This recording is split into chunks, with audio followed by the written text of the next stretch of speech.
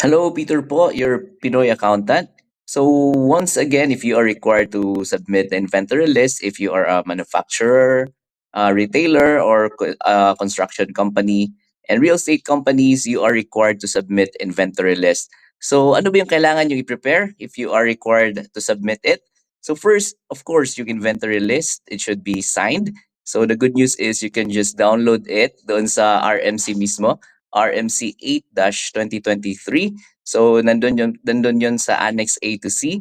And then second is kailangan nyo ng sworn declaration. It should be notarized. And again, the form is in the RMC sa Annex D ng RMC 8-2023.